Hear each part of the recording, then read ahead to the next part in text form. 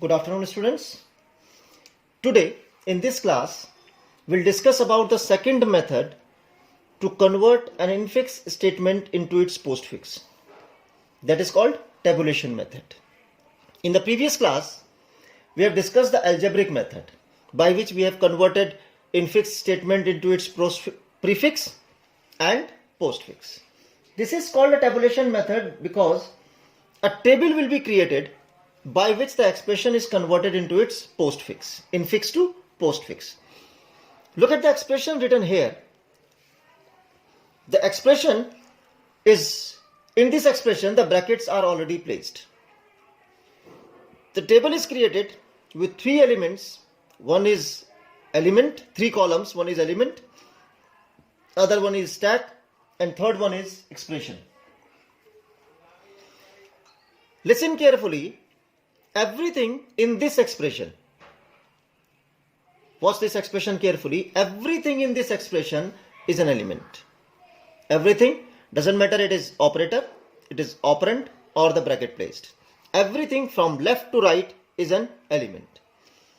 When we are converting it, stack will contain the values, the brackets and the operators.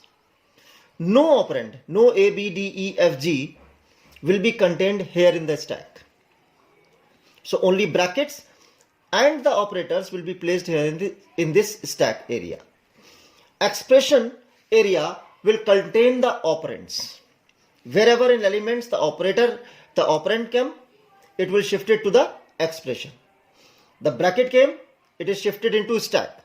The operator came, it is shifted into stack. And whenever a closing bracket appears in element, whenever a closing bracket appears, the last operator symbol will be shifted to the expression. How? I am showing you. Watch it very carefully. For this expression, first is bracket. So bracket is placed here in this stack. Second is bracket. So in stack, two brackets. Third is A. So in stack, two brackets, but A is shifted here in expression area because it is an operand. Plus is an operator, so it will be placed here in stack. Here A is left. Again the bracket plus two brackets plus symbol and then bracket. Here A. Again a bracket A. Then again operand A, B. Again the operator. The operator is here. A, B. Again a bracket. A, B. Then D. A, B, D. Then the operator.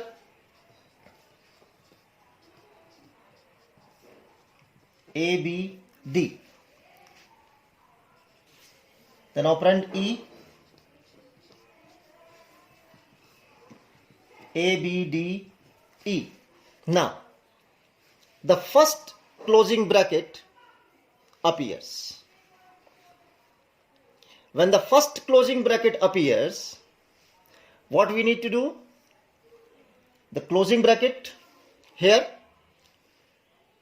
and the last operator I told you earlier will be shifted to the expression area. So when this last operator with its opening bracket will be removed from the stack.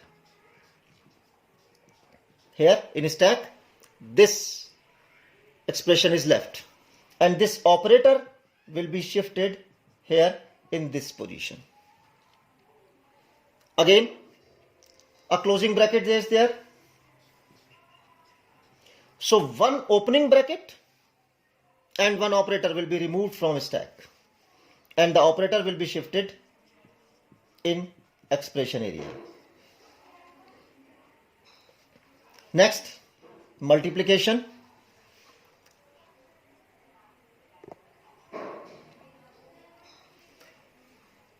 In this multiplication, so again the operator will be placed here and the expression is A, B, D, E divide par and divide.